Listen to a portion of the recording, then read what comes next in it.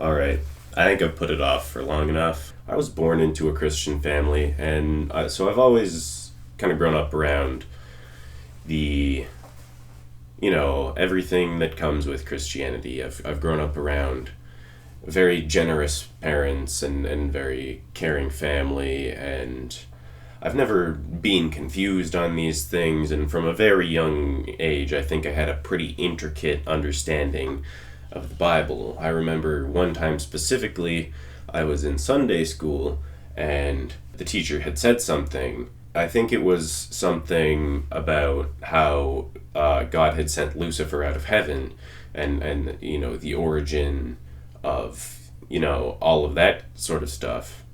And I said, I raised my hand and I said, how do we know that? How do you know that?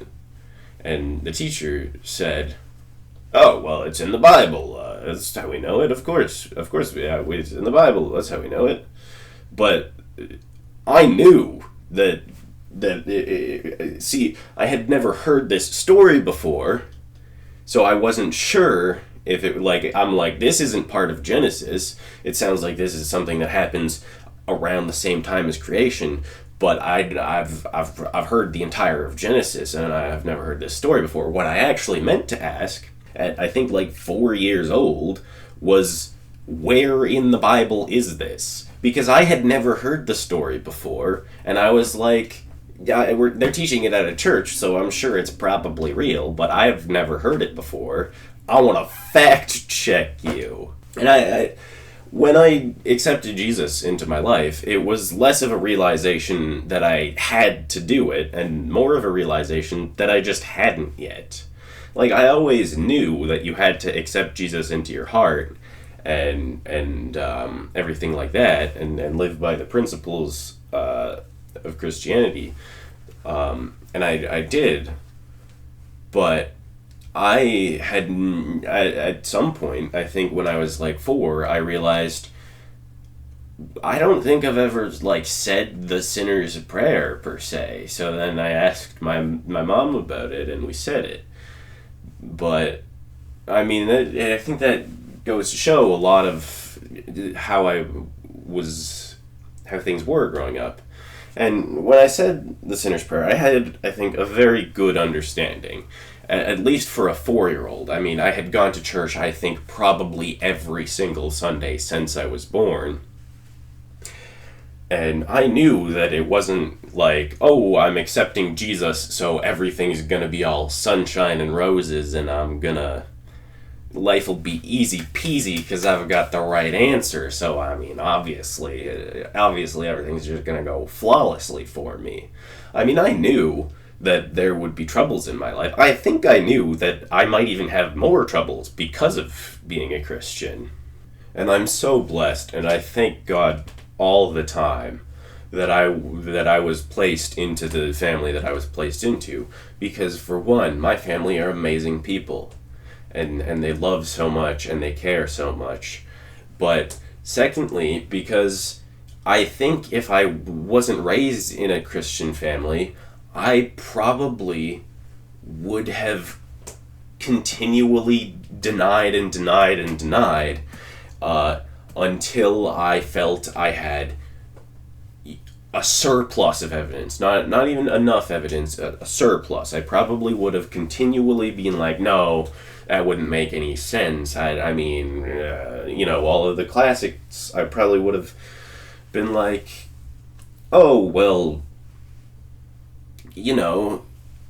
there's no God because there's bad things happen to good people and this and that and the other thing. And I mean, God willing, I probably, he could have clutched it up, he could have done it. But I'm just so glad that I was raised knowing these things and already having the answers to questions before I could ever ask them.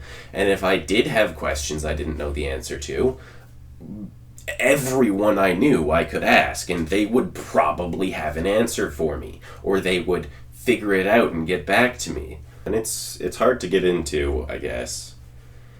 Like, I mean, one-on-one, I'll talk to people about it, no problem. I'm not shy about it at all, but in front of a camera like this, I guess it's just different. But I don't know. I think historically, I really like to blame my genetics.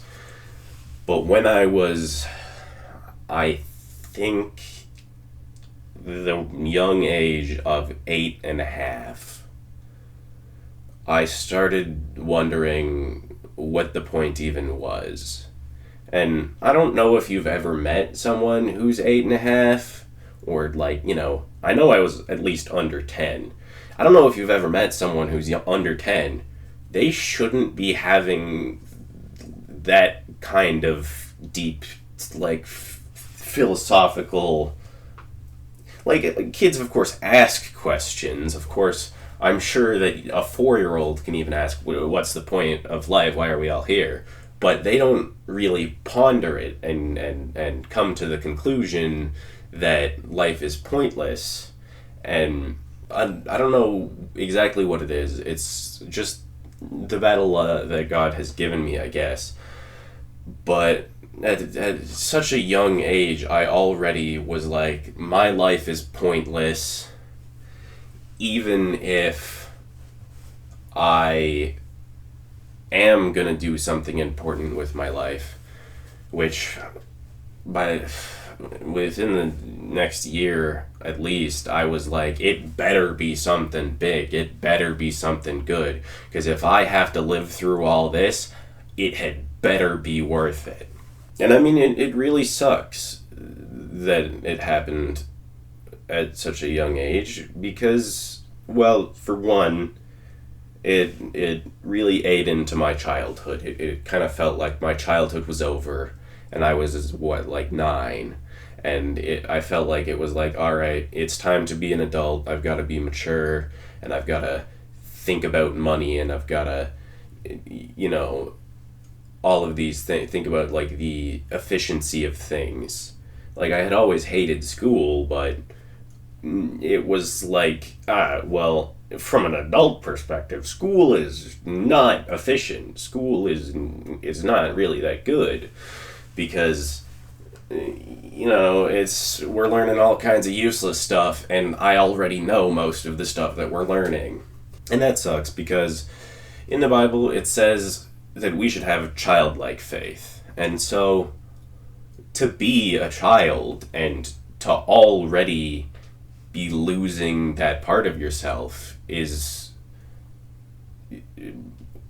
probably one of the biggest shames of mankind, is that there are kids that young that don't feel like kids. They don't get to, whether it be from something internal or their external situations. And I think this compounded for me specifically upon finding out that I was, a gifted kid. I was considered incredibly intelligent for my age, and I was put into a program for kids who were, beyond their grade level.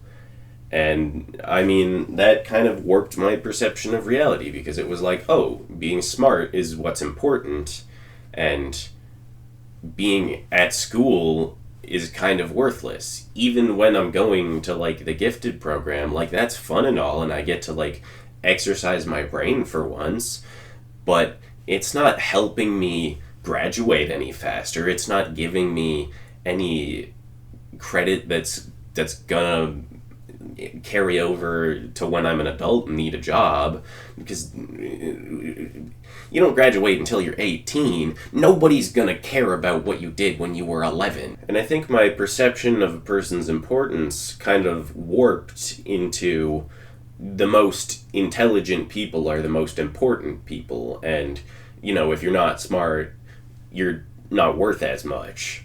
And so I had to keep pushing, and I had to keep, I mean, I liked it. I was top of my class, I think, from grade 3 till through, like, grade 7.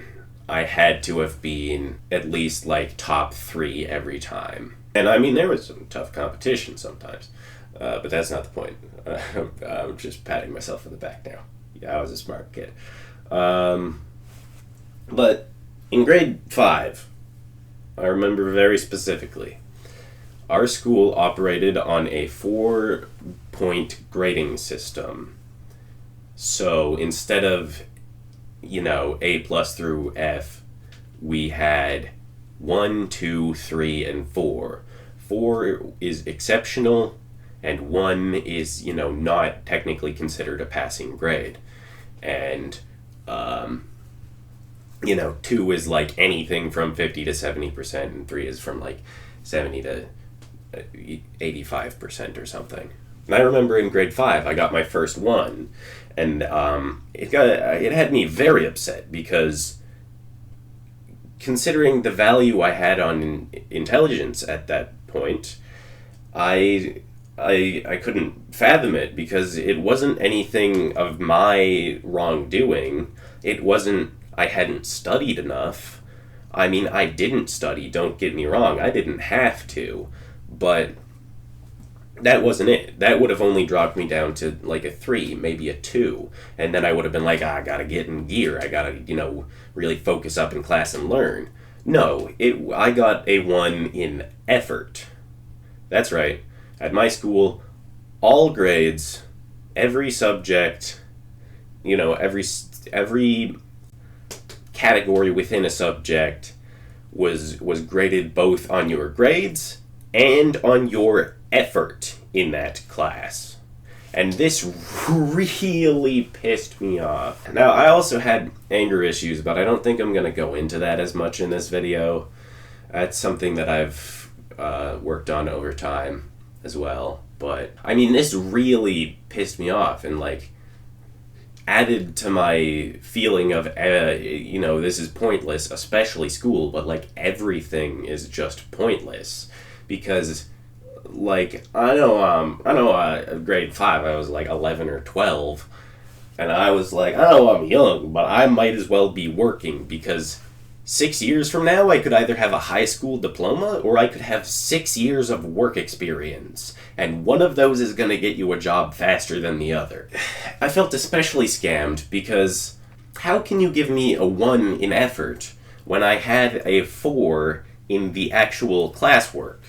I didn't need to put in more effort. And I hated that it was titled the effort category because it was actually the attitude category. It wasn't based on how much work you put into the class. I mean, I was probably raising my hand and answering the questions in class just as much as any other kid. But because I was not happy to be at school and because I was always miserable, both because of I just hated school, the anger issues, and by this point, what I would call full-fledged depression. I mean, I had thought about how I would be able to kill myself many times up to that point already. I think when I was 9 or 9.5, I had already thought, I distinctly remember, what if I threw myself down the stairs? I would lay in bed and I would cry over how pointless I was and worthless. And I would think, what if I threw myself down the stairs? Well, I mean, that might not work, because I might get injured, but even if I break my neck, there's still a chance that I live it. Okay, what if I, chugged laundry detergent? I probably wouldn't work either. I don't even know if laundry detergent is, toxic enough to kill you. I might just throw it all back up. Okay, well, even if I do pull off any of these things and I do die, my mom's gonna be the one to find me in this state, and I don't want to do that to my mom. And I messed up to think about, 10 years old, and I wasn't thinking, oh, my family's gonna miss me. I was thinking, my mom's gonna find me in this gruesome and gory state, and she's gonna have to see that image for the rest of her life, probably every time she closes her eyes. So everything just continually compounded. And school was pointless, I now realized, I always had thought it was pointless, but I was like, I might as well at least get good grades since I'm stuck here, and maybe I'll get special treatment, and maybe the special treatment will let me finish school faster, or something. But every time I brought up the idea of skipping a grade, I felt very, very discouraged from doing so. And I don't think that's anyone's fault per se. I think that skipping grades definitely can be harmful for someone, especially like their social growth, because, having friends your own age is much easier than trying to fit in with people much older than you. But I mean, all of this, it just added, and there was nothing subtracting it. And I mean, I didn't really have an outlet. I like drew sometimes in class, but that was out of just sheer boredom more than, trying to express myself or deal with anything. And I mean, I ran, but that was because I had an excessive amount of energy. So that wasn't really, letting me get out my frustrations that much either. Like, it helped, but I still had huge outbursts of rage, yelling and kicking things over and running out of the classroom screaming and whatever. It, I think, really slowly kind of pulled me away from God in a way. Not in like a dramatic, oh, I don't think God exists anymore because, bad things. But just in like a slow, dull, what's even the point of reading my Bible? What's even the point? And it was very slow, and it's very sad for me to think about that, because when I was a kid, when I was really young, I had such potential, I think, to be a really good man. I mean, I loved Jesus, and I wanted everybody to know about it. And I remember one time I did something for my mom, and she was like, wow, that was you keep being really nice and unexpected and respectful, and I'm going to get you a gift. What do you want? And I said, I want a Bible. And I genuinely don't think that this was, to somehow showboat to my mom that I'm such a good Christian or anything like that. It was just, what else would I want? What else could I want? I mean, I like video games and I like this and that, but I didn't have my own Bible just for me. So that was the only thing that even felt like an option. But I think that just over time, I had this kind of slow separation, and I mean, I started getting to go to like a mini youth group of sorts in grade 5, and like it was good. I enjoyed it. It was fun, and I got to hear about the Bible and stuff, and it was like, okay, this is good, because this way I have a structured way to learn the Bible, and I don't have to do it myself now. Which, if you're in youth group, you should probably still read the Bible on your own time. Just saying. But I was like, oh, I mean, I go to youth group and church. That's 2 per week. I'm good. I don't need to read my Bible on my own time. And I mean, it was good enough. Like, I never in my life strayed from Christ. I've never had the question of, am I saved? I've known that I'm saved. I think my entire life, at least since that day when I was 4 and I said the sinner's prayer, I've known if I die right now, I will go to heaven, and Jesus will be there to greet me with a big ol' hug and smile. I'm learning about the Bible twice a week already, and sometimes even more than that. So I don't need to read the Bible on my time. Can translate to reading the Bible's not even really that important, and it can translate to like, well, yeah, I mean, I pray sometimes. And it's like I was in it, and I still believed in God, but it was just tough because every day I would come home, and sometimes I would just have to jump into my bed and cover myself in sheets. And I remember thinking to myself, I want to go home, I want to go home, I want to go home, I want to go home. Now, your ears did not deceive you. I did say that I went home and did this. I wasn't, trapped somewhere outside of my house. I was in my own bed, and I was like, this doesn't feel like home. Why can't I feel like I'm at home anymore? Why can't I be where I want to be? And it really sucked because at least until the age of 12, at least, and that's like 4 years of going through this on my own, it's like you don't even really hear about that stuff because people, I think, for the most part, wisely don't talk to kids about like depression and suicide because then the idea can kind of get into their head. But it does really suck because I'm not going to tell anyone about this if, like, I don't know, this is probably just normal. Probably everybody wants to stop being alive and prays every night that God will take them in their sleep. That's probably normal. Probably everybody does that. No, not everybody does that. It's not normal. If you're watching this and you're 10 years old and you pray every night that God will take you in your sleep, that's not normal. You need to talk to someone, please.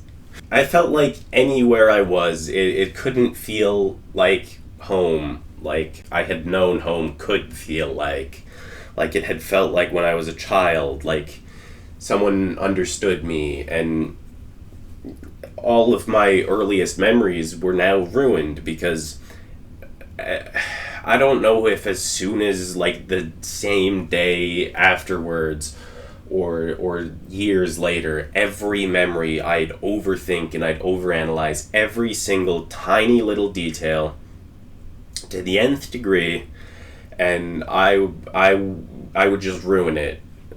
Every happy memory that I had from when I was very young and from even before I, started kind of dealing with the things that I have been dealing with for a long time now, I ruined them all for myself because it was like, oh man, I really miss being a kid, and then you'd think about the memory and then you'd go, oh no, I'm stupid actually, I'm dumb, stupid, shouldn't have said that, shouldn't have done that, everybody thinks you're an idiot. And so life kind of just continued like this. And I mean, I still loved God, and I knew that God could, help me get out of this cycle, but he wasn't. And no matter how much I prayed, and no matter how much I cried, and no matter how much I screamed and yelled, it didn't matter. I was still broken, and I still couldn't feel right. I couldn't feel the joy that I felt as a kid. I was cynical to the world, and my brain's always worked in this way where I see everything very, very much in terms of black and white, and it just felt like everything around me was evil. And I mean, I'd go to church and I'd feel like that wasn't evil. I knew it was good, but it felt like there was a barrier that was like not allowing me to, intake the goodness or absorb it at least, and I wouldn't be able to take it out of the church and continue having it with me. And I mean, life continued. It definitely had its ups and downs. I would say when I was like 9, when I was like 11, it's a couple of the worst years of my life, but in between and after those, it goes up a little bit. Pretty much every odd numbered year was bad. But sometimes sometimes it was pretty good, but I never really felt like people cared about me. I mean, I had wanted to kill myself for years, and no one had noticed, and it just felt like, so what if I did do it? If no one's noticed that I want to do it so desperately, they can't care that much if I do it. Like, I felt nobody was paying attention to me. My self-worth was kind of tied to other people's attention. If no one was paying attention to me, how could they care about me? Because I pay attention to the things that I love and the things that I care about. And slowly over time, various sins got a grip in my life. And if sin has a grip in your life, it perpetuates this cycle so much more, because it's, I'm falling to my sin. I'm such a bad person. Maybe the thoughts in my head were right all along, and I'm a bad person. Only a bad person would do such bad things. So maybe I just should, after all. Like, forget my family. Maybe I am a bad person, and maybe I don't deserve life. And then COVID hit, and I was in the latter half of grade 8. Thankfully, I did not have to attend online classes every single day. I think they had changed it at some point in the school year, but what I was told when we were out of school is that I had to show up to class once a week and get my assignments, and that was it. That's all I had to do. There was one class day per week. You would show up, be like, these are all my assignments. I see them on the Google Classroom, and so this is all I got to do this week, right? Okay, see ya. So that's what I would do. Every week I would do all my schoolwork in one day, and then I would not think about it for the rest of the week. And I mean, it was fine, but there was just nobody to see, nothing to do. I don't know if it, made things so much worse for me, but it definitely didn't make them better, and it definitely gave me time to think, a lot of time to think, because we couldn't see anyone for months. And slowly we start being able to see people again, and it's good, and I'm like, wait, it's really good. Like, this is nice. I like seeing people. Like, I had always been fairly antisocial at that point. I don't like new people. And even people I do know, it's like, well, yeah, I like hanging out with you, but I'm gonna get real tired of it in a pretty short period of time. So after, the at least 6 months of just sheer isolation, pretty much, from COVID, it was school again, and it was grade 9, and I, unlike most people who grade 9, they'll go off to high school. Our school still had a 9th grade class before you go off to high school. And I was so excited. I was like, yes, I get to have one more year with these people who have been in the same school as me, most of them for years. Nobody's joining new for grade 9, because if you were joining a new school for grade 9, you might as well be joining a high school, not, K through 9. That doesn't make sense. There's no point in doing that. So I knew that I would know everyone in my class, and I was so glad to see them, even though,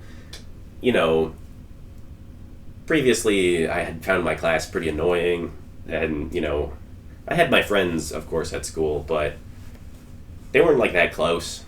But in grade 9, it really felt like we had a super close-knit circle, and I haven't mentioned yet to this point, but I was at a Christian school, so it was really helpful to be surrounded in such a close group by Christians, and, I didn't feel necessarily like I was anyone's best friend there, or like I was, necessarily wanted for an extended period of time, but that was perfectly okay with me, because there were so many different, like, small groups of people who hung out, and I was close enough to all of them that I could just bounce around like bling bling bling bling bling bling bling bling bling bling bling, like pinball. I forgot the word. I had to act it out for a second. I could just bounce around like pinball, and I wouldn't feel at home or like super close in any of the groups, but it was like everyone knew me and I knew everyone, and it was good, and we were all pretty close. And grade 9 was also a really easy school year for me because of the way that they formatted it. It was like you could do a month's worth of math in like 3 days if you wanted to. So I did every month. And I still had to be there, but it was like it's grade 9 now. My parents have finally let me have a phone. I'm in the back playing games on my phone, and my teacher hates it, sure, but my grades are perfectly fine, so they can't do too much about it. Oh, my ninth grade teacher did not like me. I mean, we had two, and the one really liked me, but the homeroom teacher, oh, she was not a fan of me. I had, still had quite an attitude, but it was fun. The teacher, she did her best to, make it a very fun grade. She had turned the whole school year into a game of sorts, and so it was fun. I liked it, despite not connecting with the teacher on a personal level. She did make school more enjoyable just by changing the atmosphere of the class. We had these honorifics made for us at the end of the year, and I don't know who voted on them or decided them, but I was voted most likely to become a Minecraft gamer YouTuber and make millions. So if you guys can get on the me making millions part, that would be awesome. They had no idea, but I had already started my channel by this point. And then grade 9 came to a close, and it was fine. I was like, yeah, I'll probably see these people around. And in the summer of grade 9, I went to Bible camp.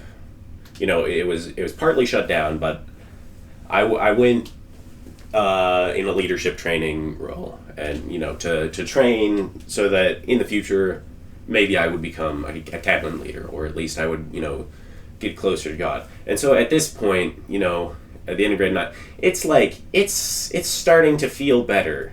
It's not gone, but I feel close with God and I feel close with people, and it's okay, well, maybe life's fine.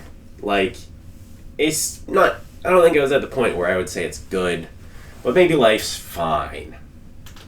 And I can stick it out, at least for the sake of my family. I can stick it out. And so in this leadership training role, I met this girl, and I swear I would never mention this ever in a bajillion years unless it was genuinely important to the story. I don't know. I liked her and she liked me, and and whatever. Then I went into grade 10, and now I was in high school, and I wasn't in high school in grade 9 where everybody's new and everybody's I guess I gotta meet people and make new friends, because some of your friends would come from the old school, but not all of them, not most of them in most cases. But as it so happened, grade 10, I joined my school. Nobody from my grade 9 class. And I was it's high school. What's the point I'm gonna be here? I already did grade 9, so I'm only gonna be here 3 years max. And that's max because my plan was to get all of my credits as in the quickest fashion possible and get my minimum 100 credits and get out. And I was I'm pretty sure I can pull this off in 2 years. 2.5 at most. But I'm pretty sure I can pull it off in 2 years. I do not need the 3. So I was forget it. I'm not making friends. I do not care to introduce myself to these people. I do not care to, meet and interact with them in any, major sense. And I mean, I joined the football team, so I knew people who were on the team, and if they happened to be in my classes, but even then it was I didn't really talk to them outside of football practice. I have a lot of trouble mixing work and pleasure, and when I was at school, that's just work. I'm there, I'm clocking in, when the teacher assigns an assignment, I'm doing the assignment, and I'm finishing it as quick as I can, and I'm going back to watching YouTube because I love watching YouTube. And I mean, this worked. It worked well enough for me. I definitely wouldn't advise it to anyone. But if I had to go back, I don't know that I would do it any differently, because I would probably, maybe I would gain, some memories in high school and some friends that I probably would already have lost contact with. And, that would have been fine, but I ask me about anything on YouTube. Ask me, oh no. I didn't really keep contact with any of these kids I had known in grade 9. And so in grade 10, I wasn't talking to anybody, but I was texting this girl. And, it was like, ooh, ah, and, after a while it was like, yeah, we like each other, I guess. And it was, oh, maybe we could date, but we're not allowed to. She had very strict parents. Like, I texted her every day, and I was like, this girl's my future. In some things, it kind of helped, because it started helping me overcome, sins that I had struggled with. I felt better.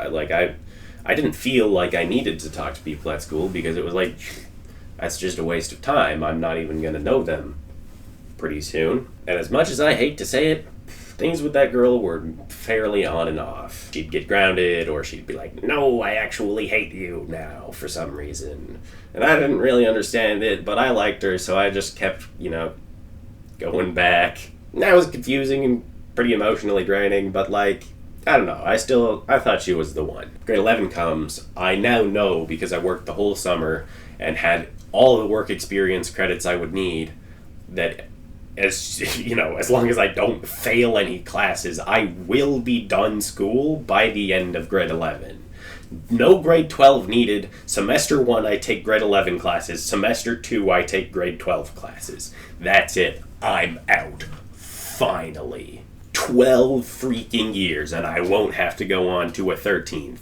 And this was the greatest thing ever, because I may not have got to skip a grade, but I got to skip a grade. I may not have been moved up a grade by recognition of others recognizing that I'm smart enough, but I was smart enough to know that I didn't need to stay in high school for another year. Football started seeming more like a chore and less like something I, had fun doing. And, I kind of had friends there, but I didn't really care if I saw them or not. So I dropped out of football, and I kind of regret that, but I stand by it. Ask me about it sometime if you want to. I stand by dropping out of football. So now I just continued to drive through the classes, and I saw people at youth group, and I saw I saw people at church, I guess. But other than that, the whole week through, it's nose to the grindstone. I am finishing all of my work as quick as I humanly can, because now it sometimes actually mattered, because I had online classes that a couple of my classes were online, and I could finish them at my own rate. So it was nose to the grindstone, and then I got to have once I finished all my work, I got to have that period of the day off. So all throughout this, it's like, okay, well, I'm not fulfilled. At least I have a creative outlet. I make YouTube videos sometimes at this point, and I have, a couple strong connections. There's this girl I really like, and my close friends that I'd see sometimes on weekends or play video games with after school. But during the work day, so to speak, I wasn't talking to anybody.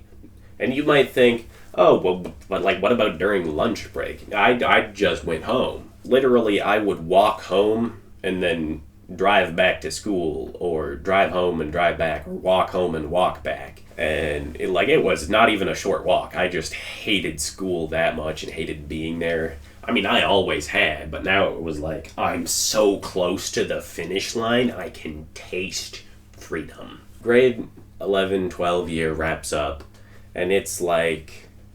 I don't have to go to school next year, but also whoop-de-freaking-do. Most people graduate. I don't understand the big deal with, we gotta have this huge grad ceremony, and it's really boring. And I skipped mine. And to this day, I do not regret it. I am glad that my mom let me skip it. Nobody there would have known who I was anyways, because I did not graduate with the right class, and I didn't make any friends in high school. Life's looking up for me. I'm like, maybe life's good.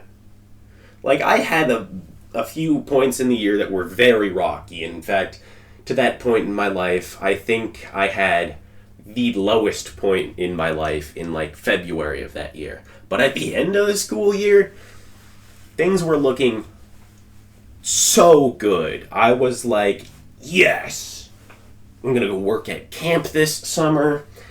They're gonna pay me to work there. Things with this girl were looking up. Her parents were finally giving a little bit of leeway, and I was like, wow, this is awesome. So the school year ends, and at just about the same time, I go on a date with this girl, and it's great. I think it's great, and it all went fine. Nothing too wrong with it. But then she gets grounded, and I'm like, that's weird. I could have swore she said that, her parents were fine with this now. Is because of me, or is this like unrelated entirely? And I was, it'll sort itself out. I don't want to man up and, have to, buck up and talk to her dad and, figure out what's going on. And I was like, it'll figure itself out. It'll pass. And so the summer starts, and she's like grounded. And this girl that I was, pretty much obsessed with for 2 years, thought about literally every single day, talked to almost every single day. She was gone, but it was like, whatever. Camp counseling is a hard job. You don't really have time to, be texting people willy-nilly all the time anyways. You gotta lock in and teach these kids about some Jesus. And it was good. Week 1, it was like, it's a little bit rough.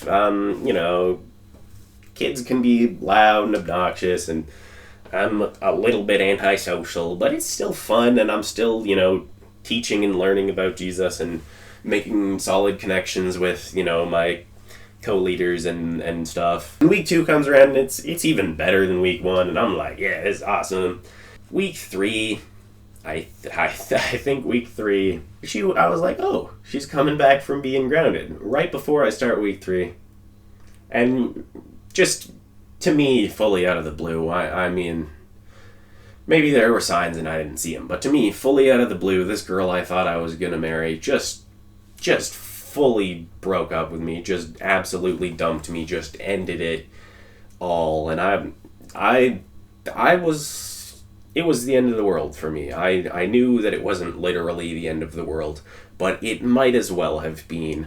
I did not want to go on. I as a near adult man, I screamed and I cried and I screamed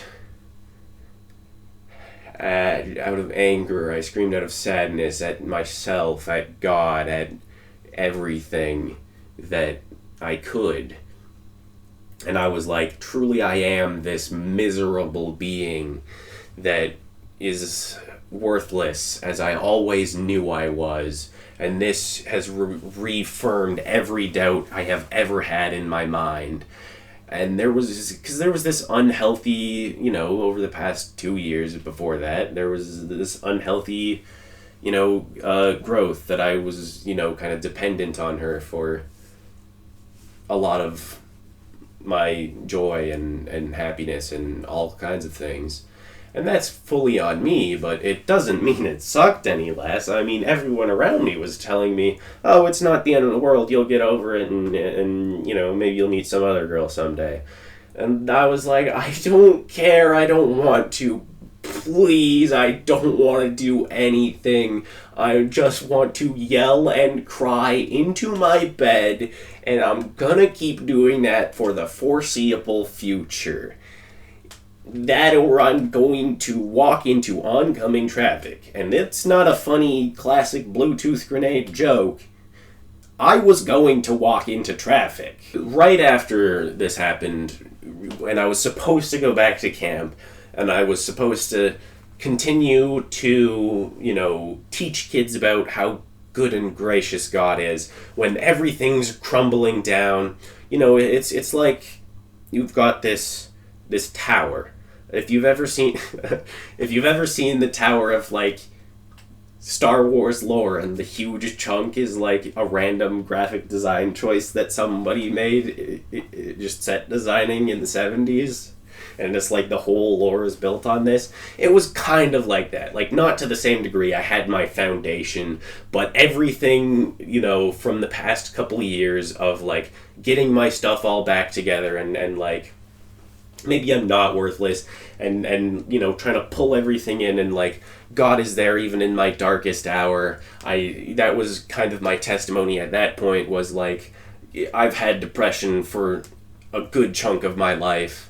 Like, 7 or 8 years, like 8 years at that point. Even though I often feel like this way and feel like I'm pointless and feel like I'm just miserable and finding joy is so hard, it's okay, because even when you don't see it, God is working in you. And it's so beautifully true, and I'm so glad that I was able to at least work that out before everything came crumbling down. Because everything crumbling down, I mean, it was everything up there crumbling down. It's getting to some of the stuff below. If you've ever played Jenga and you pull out the block, it doesn't just knock over the ones on top. It's gonna get some of the pile below that falling off as well. But I mean, I had the responsibility. There was no one to fill in for me.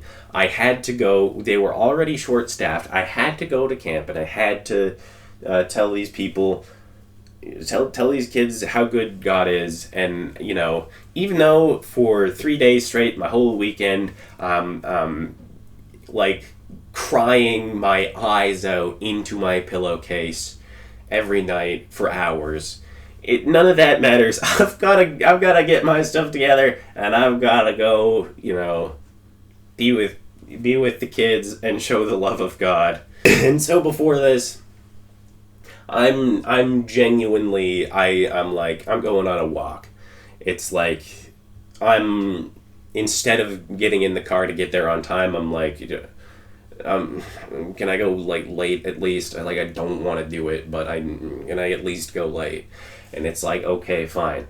So I'm walking, and I'm just fully walking down the side of the highway, walking down this way with cars coming across, just thinking, I want to jump in front, so bad. I want to jump in front of a car. I want to jump in front of a car.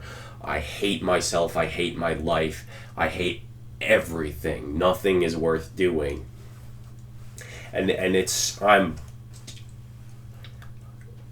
I'm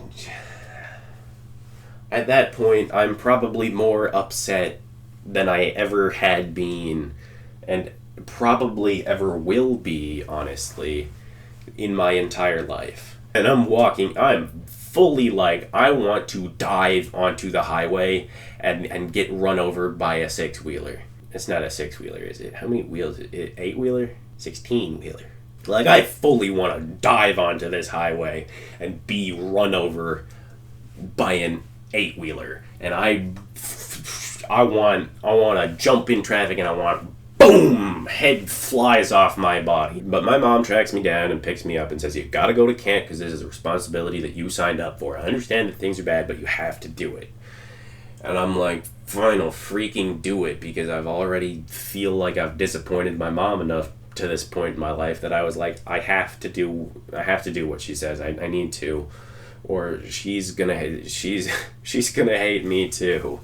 And so I go to camp, and I'm trying my absolute best to just rise and grind and just focus, and I'm probably not doing a great job leading these kids to Christ, but I'm doing an okay job, all things considered. I'm not, like, actively sobbing ever. Probably not showing a lot of emotion at all, to be honest, because I was like, I just gotta lock it down. If I show any emotion, it's gonna be sorrow. A tough week. And I'm very much relying on my junior cabin leader at this point to, pick up a ton of slack, because I'm, like, nigh unresponsive. And at some point, it all comes to a head when there's some, like, group activity I'm supposed to be leading my cabin in, and I'm phased out. Like, I was doing pretty good, like being active and doing stuff with the kids for most of the week up until this point. But I'm fully standing there, like, not paying attention at all, and I'm like, well, like I'm hearing the words that are happening around me, but I like if I move, I'll probably start crying. And then like my boss, essentially, not like the boss of the whole camp, but my boss comes and is like, you have to be. And I don't know. He was doing his best, I'm sure, but he was like, you have to be helping with this. And I mean, I was already under the impression, even from the first couple weeks, that he didn't really like me. But I was like, that's fine. It's whatever. It's just like a guy I gotta deal with. But now it was like, I am in the worst point of time in my life, and I can't like tell anyone. I don't think I told anyone about it really. Like maybe it had been brought up. My sister was working at the same camp as me, so I'm sure that probably some people on the staff team knew that I, was not doing well at this point in time. But I don't think everyone knew, and they definitely didn't know the degree of like the world is crumbling. Why must I still stand? So I gotta get out of the situation. I just walk out the door. Because what am I going to do? Start bawling my eyes out in front of a bunch of 11-year-olds? No, I'm not going to do that. I don't want anyone to have... I don't want to have to explain that, and I don't want anyone to have to explain that. So I burst out there. I'm like sitting by the van. I didn't have my own car to drive home, but I sure would have. I'm sitting at the van, and I am bawling my eyes out. Absolutely just crying. And then, my boss's boss, the director of the camp, comes by and he's like, are you okay? And I'm like, no. Like, just barely even able to speak. And I don't think he really noticed, but he was like, okay, well. He went in and he, I guess, probably talked to, my direct boss and was, they talked about something and they were like, I think you should go home for the week. And I'm like, yep, that's what I was thinking too. There's no way I can keep holding it together here. And I mean, I had a week off the next week anyways, so it was like I was just, a day or two early. And they were like, it's okay, we can get the juniors to kind of step up and, fill in your role for now. But you'd better be, back in a much better shape than this when you're back. Like, you're not doing a good job. And, that's what it felt like. It was like they were saying, you're doing a bad job. But, I mean, they didn't know why I was doing a bad job. They didn't know I was doing the best I could. I was absolutely miserable. Worst time of my life. I almost threw myself in front of an 8-wheeler earlier that week, like 2 days ago. And so my sister has to come drive me home. I'm sitting out by the van, and they're like, yeah, well, you can go. We're going to make you go home. So I walk back across this field to my cabin, and I pack up all my stuff, got it over my back in a big old sack like I'm Santa Claus, and I'm walking the van. And my sister drives me home, and I'm screaming. I'm yelling at the top of my lungs, because my sister's like, oh, what happened? Like, I know that things are bad, and, like, I'm like, yeah, I guess it was triggered by being broken up with, but I am screaming about how much I hate myself and how worthless I am and how, I am surely lower than the low and stupider than the stupid and weaker than the weak and all this and all that. And these were all things that I truly, genuinely believed. And my sister's crying too because she's dealt with a lot of the things that I've dealt with. I can't say anything about the degree, and she's crying and she's, trying to affirm me that I'm not worthless. And I mean, I appreciate it, but I feel like I'm screaming pure darkness, and it's leaking out of all of my crevices, and I feel as if I am screaming the words of a demon or something, and I just it's absolutely miserable, and I feel so bad that I'm yelling at my sister because she didn't do anything, and I'm making her cry, but I mean, I've just held it in for so long, like.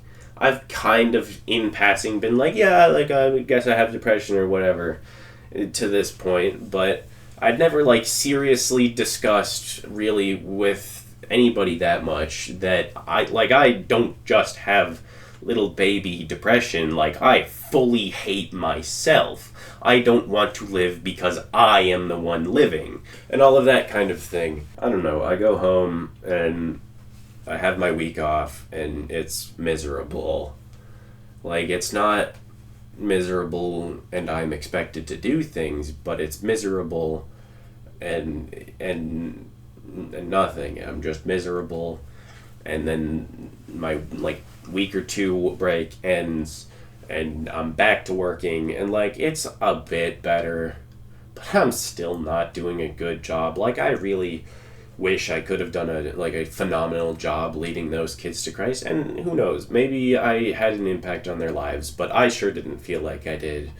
I felt like I was the senior leader because I was older, and that was it. I was making my junior do like most of the heavy lifting. Like, I feel like probably the disciplinarian, kind of very silent, and then you know, if they were too misbehaving, then I would speak up. But I mean, I was doing the bare minimum at a job where it doesn't work.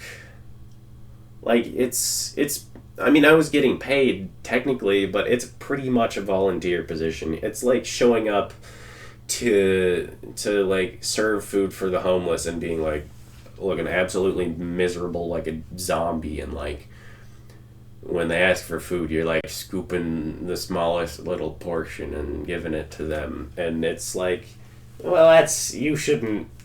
It might not be anything wrong with you as a person, but I think on this day you shouldn't be volunteering if that's your mood. And that's the whole summer, and then the summer ends, and it's like, all right, cool, man, the summer ended, and then it's like, okay, now I'm done. Now I'm done high school, and it's what am I doing with the next year? And I begged to my mom. I'm like, please, I earned it. I did 12 stupid years of school, and I did 3 years in 2. Can I please have a 1-year break, or like at least a 6-month break? And so I take a break, and boy howdy am I miserable. The only thing that I do, you know what? One upside to that, I made some killer YouTube videos in that point in time. That, I think, is when my channel started being like actually kind of good. I still don't think it's, the best channel on the internet or anything, but that's the point at which I started doing like impressions of YouTubers, because that was my life at this point. It was YouTube. I don't think you can necessarily tell from those videos, because that was the one time where it was like I had this idea in like the dead of night or whatever, and then I would get 5 minutes out of the day where I'd get to make an idea come from my brain into the world, and people could see it and enjoy it. And the videos didn't do phenomenal, but they were doing much better than anything I had done, and I was getting positive feedback from them, and I was like, this is good, I like this, maybe this will work. And so I just kept doing that. I was miserable. That and the gym were the only things I was doing. That year, October, November, I went from like a small guy to like, not a huge guy, but like, you could probably tell I worked out at that point. I don't know. Things just keep kind of going badly. It's like 6 months later at this point, and it's Christmas, and I'm like, it's been 6 months. Why am I not over this girl? I don't get it. I'm still miserable. I still think about her every day. I just hate it. It sucks so bad. And that's like one of the worst Christmases of my life, I think. That's probably the worst one. And I mean, I continue living, and I continue, being pretty miserable. And I mean, before this, I had thought, oh, maybe I could go to Bible college, like, as the summer was wrapping up. Even though I was so miserable, I was like, maybe I could do it. And then, right before, going, I was like a late application, but they had extra space that they could, have me there. And they were like, yeah, you could even do, like, a trial period for a couple weeks. I've got, like, everything packed up, and I'm about to go to bed the day before I'm going off to college for, like, a trial period, and, then you're kind of committed at that point, and I probably might have stayed. But I was like, and my mom was going over, like, the schedule with me, and I was like, in this sinking realization, I was like, I'm going to hate this. It's not going to help me grow with Christ like I hope it will. I really doubt it will. This sounds exactly like school. Like, I get that now it's about Christ, and I get to be learning about something I want to be learning about instead of the Pythagorean theorem, but I know I'm still gonna be miserable. You're still in a classroom most of the time. I'm gonna hate it. I'm sure there's gonna be great community. I know a couple of the people that were going, and it was like, I can't do it. So I didn't even go to bed and wait until the next day and, like, think on it. I was like, nope, I'm not doing it. And I unpacked all my stuff that I had just packed up. I was like, nope, I'm not doing it. I brought my computer back down. I set it back up. I was like, nope. This is school. I'm not doing it. I will never do post-secondary, which has kind of always been my opinion. But, I was like, maybe Bible college would be different. But I was like, I'm not doing it. The time continues, and I have, like, a miserable year. Probably the worst year of my life. But I have a lot of time to think, and so I can figure out, like, all of these things of how I was relying too much on this girl, and how, it toppled over other things even from before that, and I had nothing in the world but free time, so I had a lot of time to figure out on my own, therapize myself, and dig into my brain, and kind of try and dissect things and figure things out. And, like, I'm getting to a point after a year where it's, like, pretty good. And then over the summer, I don't do anything over the summer, mind you. It gets worse again. And it's like, I think I just hate summertime now. Like, I never loved summertime, but I hate it now so much. And then it comes to, the start of the next year, and I'm like, I need to get a job now. And so I'm trying to get a job, and nobody wants me. And that continues for a long time. I continue to try to get a job, and nobody wants me. And I'm not, sending out a billion applications, but it's like, I don't really want a job except for the fact that I need one at some point. Like, I still live with my parents, but I need one eventually. It's still bad, even though at this point I know, and I'm, like, trusting God, and I'm like, he's working in the darkness, I just don't see him. And, I mean, now I see that, obviously, I learned a lot about myself, and I'm so glad that I had all this free time I wouldn't have otherwise had to, learn about myself and pick at issues that probably would have caused other problems later. And at some point, I realized all this thinking is bad. Like, it's good in the sense that it's helping me pick at things, why things are wrong with me. But it's bad because I'm also picking at, like, things from my past where it's like, oh, it was stupid that I did that. Oh, who cares if it was stupid that I did that? I was young and I was having fun. And I didn't know any better. And who cares? I was just a kid. Kids should just be allowed to be kids. I made this realization, like, last year, after, like, a year and a half of after school and having been dumped by this girl, I finally feel like I'm over her, and I feel like I've figured it out. I'm like, I just have to think less. I've always, kind of had the value system that I need to be smart, and being smart is the most important thing someone can do. Thinking sucks. I always had the opinion that I'd rather be dumb and happy because, I was smart and depressed, and that seemed like a much worse option. But now it was like, I don't have to, be stupid. I just, I gotta stop picking at every little thing that I do, and I gotta start, I started, praying way more often, and that was the big thing. And over this time, I had a lot of time to find the things that I like to do, and that connect me to God. And a big one of those is, just kind of being in nature. Since I was not doing anything with my life, I just got to stay up all hours of the night. I love nighttime. I've always loved nighttime, but now, I get to experience it and not be told to go to bed. And I experience night all the way through, and I'm nocturnal, and I love it. It's awesome, and I get to... There's nobody around, so anywhere outside is nature now, because the only thing that really makes a city not feel like nature is there's a billion people around, and they're all really annoying. But we live in a small enough city that there's still animals sometimes. So I'd go on walks in the dead of night for years. And I still do this, and I love it so much. 2 in the morning, I'll go on a walk, and I know it's bitter cold, and I'm good with that. But I put on my music in my headphones, and I walk around, and I get to see, trees and stars, and sometimes, deer and moose and rabbits and whatever else. And every time I thank God so much, and I'm like, the world truly is beautiful. And you know what? Maybe I'm not so bad either. Because I can enjoy the world, and there's people who litter.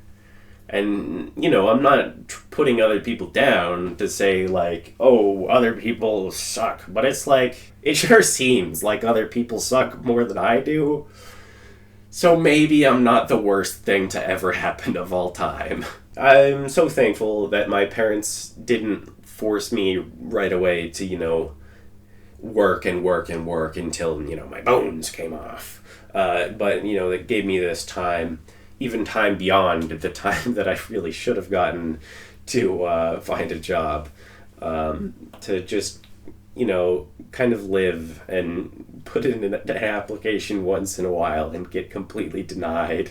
And I've found music that I liked more in this time that, didn't make me so miserable. I used to listen to NF, and that was kind of good because, I felt understood. But now I listen to Frank Sinatra because it makes me feel happy. I don't need my music to make me feel understood because now I understand myself. So now I just need music that makes me feel happy and gets me moving to the groove. And all these little things I'm just so thankful for, and that God has given me this time. And, throughout that time, I definitely was sort of the opinion that, the Bible's great, but reading it's not the most important thing ever, because I can connect with God through nature, and I can connect with God through dance and music, and I can connect with God through the creation of art, and I can connect with God through all of this, different stuff, and, it helps me feel His presence more than reading the Bible ever did, because I always found it boring. I can't focus. But I prayed all the time. I prayed day in and day out, and I prayed without ceasing, as the Bible says. I may not have rejoiced always. I might not have got that part of the verse quite yet, but I was getting there, and I was praying without ceasing until I was able to rejoice always. And I feel fine now. I don't know if I would say that I don't have depression anymore, but I don't know if I would say that I have it anymore either. I still have really bad days, and I think that, the way that my brain goes on my bad days is probably worse than a normal person. But I have good days now. It's not always bad days, because I can be thankful for God. A year, I think, after I was broken up with, and I was mostly over it, and it was, not as bad, and things were kind of getting better. Every day, and pretty much every day since then, at least whenever I'm feeling down, I go, it's not as bad as it once was, and it isn't. It was so bad then. It was miserable. I would drive my car as fast as I could at night, just down and up the highway, and just just up and down the highway. Like, so many nights I would just floor it and just hope and pray. And I was like, God, please let me just drive into something. I'm going 160 kilometers an hour. I will die if I impacted something with this speed. Because my concern had always been, oh, well, but if I try to commit suicide and I fail, that will make my life way worse. Way worse. They'd probably throw me in a Grippy Socks hotel and it'll be way worse. But I mean, at the same time, my phone camera died. Okay, that's fine. I'll finish it without it. I lost my train of thought, too, because of that. Gosh dang it. Yeah, but I was like, it could be worse. And then, because it was bad. It was so bad. Every day I was like, please, strike me down! And I was actively, like, walking on the side of the highway a lot, and I was driving up and down the highway as fast as I could. A lot of stuff with the highway. And at one point, we have a gun case in my house. My family hunts. I think every single day for like 6 months before I went to bed, I would check to see if the gun case was unlocked. Because I was like, maybe if it's unlocked, maybe I'll be able to just blow my head smooth off. And it never was. It was always locked. I mean, there was no reason for it not to be locked. We only used the guns during one season of the year. And I remember one time, and I still feel kind of bad about this, one time my dad asked if I wanted to go to the shooting range with him, and I said no, because, you know what, I love spending time with my dad, and shooting guns is mighty fun. On that day, I was confident that I would have turned the gun right around and blown my head smooth off, even with my dad there. It wouldn't have stopped me. It wouldn't have mattered. I was so sure that if I was given access to a firearm, loaded, it was not going into the target. It was going straight in between my eyes. But then things got better, and that it was it's better than it once was.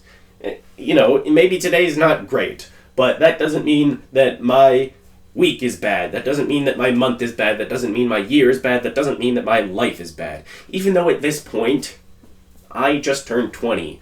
I had depression, if you can remember, from before I was 10 until I was like at least 19.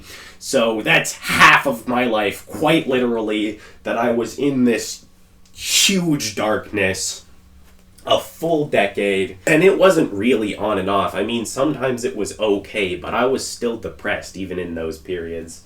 And every day I thank God, and I pray near without ceasing, and I pray, thank you, God, it's not as bad as it once was. I've been worse.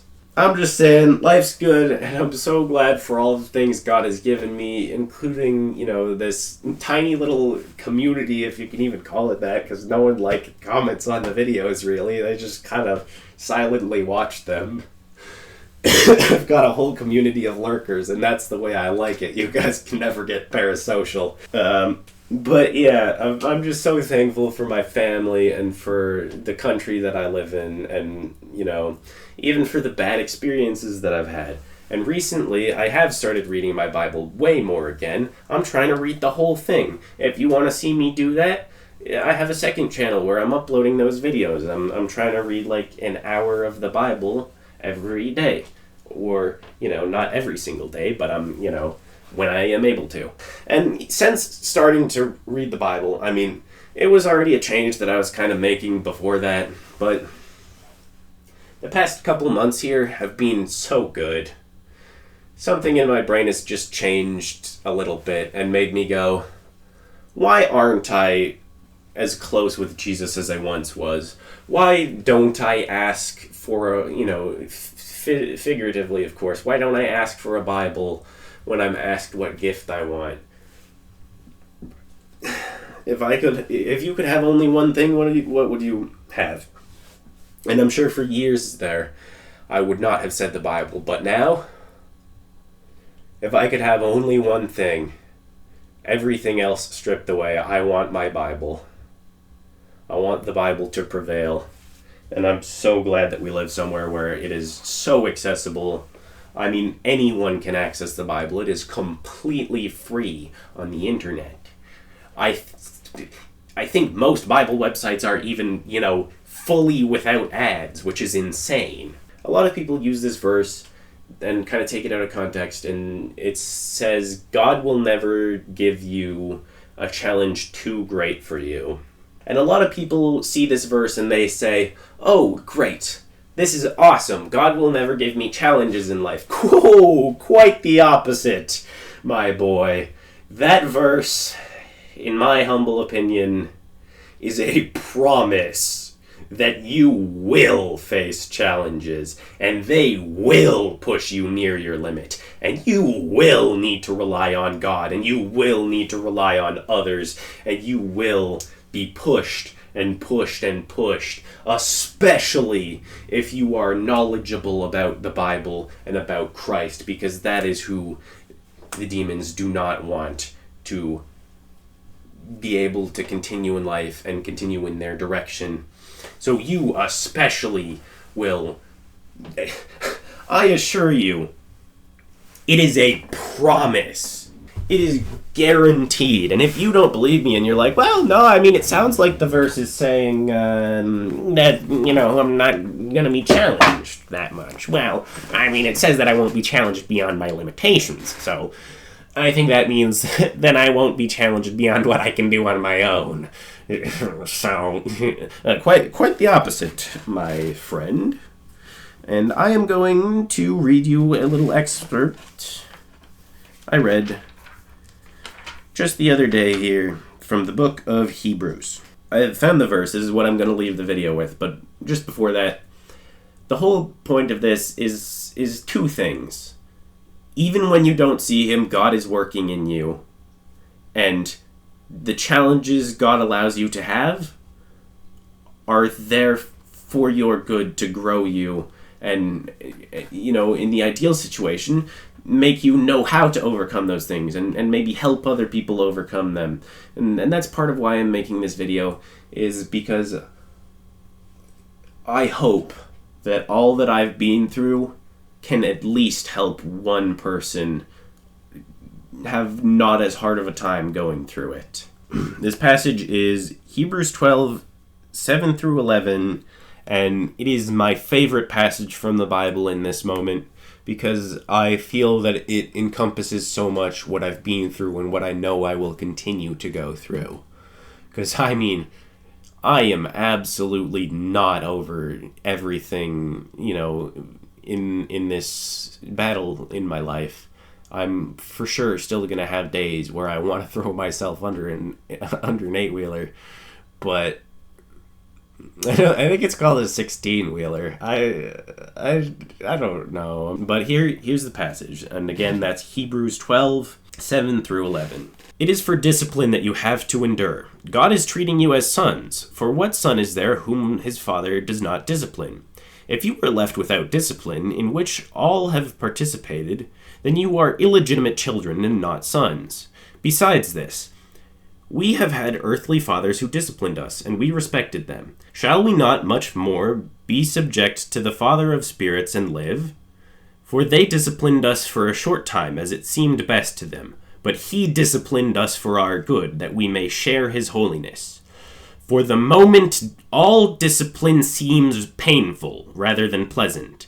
But later, it yields the peaceful fruit of righteousness to those who have been trained by it. God bless all of you, and I just want to say a little prayer. I said I was going to end with the Bible verse, but I'm going to end with a little prayer.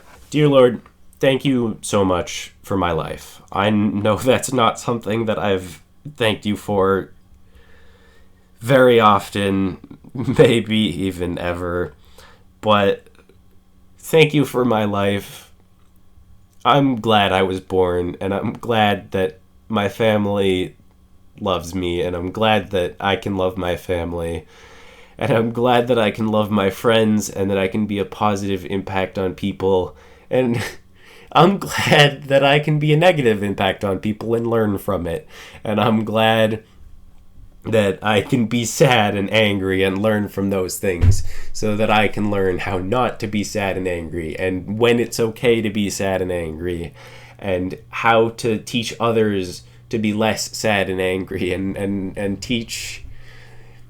And I'm so thankful that you've been so patient with me, so perfectly patient, that I'm still here, that I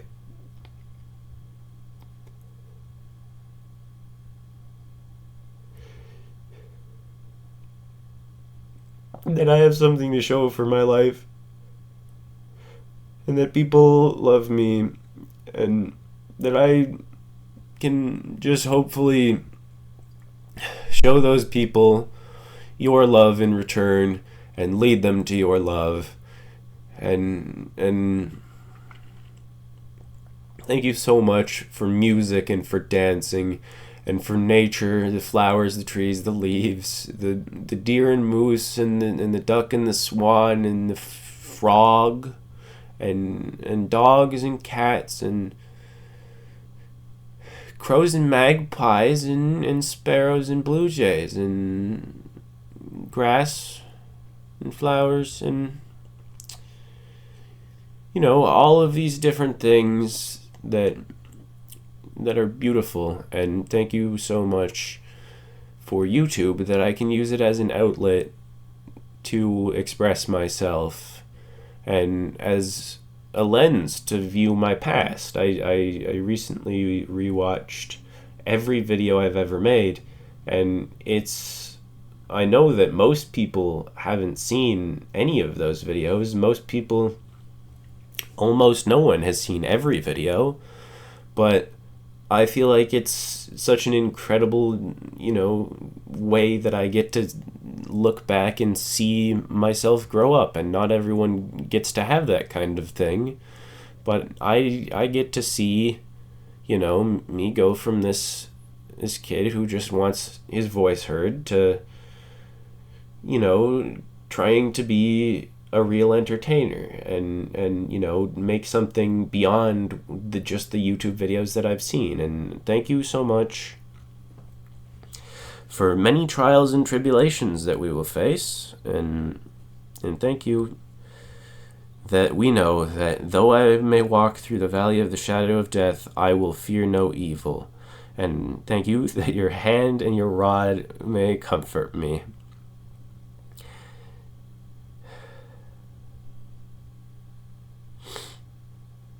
And thank you so much for the freedom of choice. That you gave us a choice to accept your gift and come to heaven, and that, not everyone's going to accept that choice, but we all can, so long as there is breath in our lungs. And this is just a praise of thanks. I feel no need at this current moment in time to pray for anything for myself, for I know you are not a goodie dispenser or anything of the sort, and I thank you so much that you're not, because as we've all seen, I'm sure, from watching the hit movie Bruce Almighty, that doesn't go well. And thank you for your sense of humor, and thank you for giving me a sense of humor. And tens of thousands of praises I could sing to your name, but I've got to wrap it up and turn this nearly 2-hour long ramble into a concise video that is edited well and is actually worth watching. I mean, maybe the whole ramble is worth watching, but it's not digestible. Okay. Thank you so much, God, and I love you, and I know that you love me, and I know that you love everyone so much, and thank you for all the opportunities that we all have in life.